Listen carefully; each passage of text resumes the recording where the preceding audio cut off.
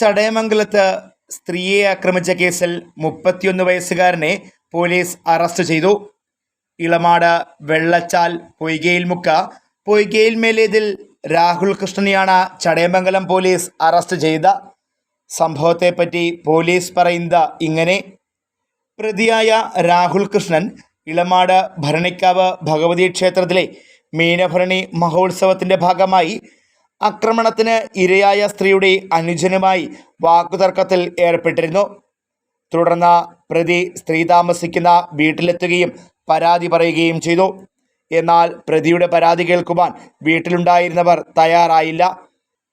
ഇതിൻ്റെ വൈരാഗ്യത്തിൽ രാഹുൽ കൃഷ്ണൻ വീട്ടമ്മയുടെ മുഖത്തടിക്കുകയും ഉപദ്രവിക്കുകയും ചെയ്തു. അടിയുടെ ആഘാതത്തിൽ വീട്ടമ്മയുടെ കൈക്ക് ഗുരുതരമായി പരിക്കേറ്റു. വീട്ടമ്മയുടെ പരാതിയുടെ അടിസ്ഥാനത്തിലാണ് ചടയമംഗലം പോലീസ് കേസെടുത്തത്. തുടർന്ന് വെള്ളച്ചാലിൽ നിന്നും പ്രതിയെ പിടികൂടി. വൈദ്യപരിശോധനകൾക്ക് ശേഷം പ്രതിയെ കോടതിയിൽ ഹാജരാക്കി റിമാൻഡ് ചെയ്തു. Fox TV news bureau, Anchal.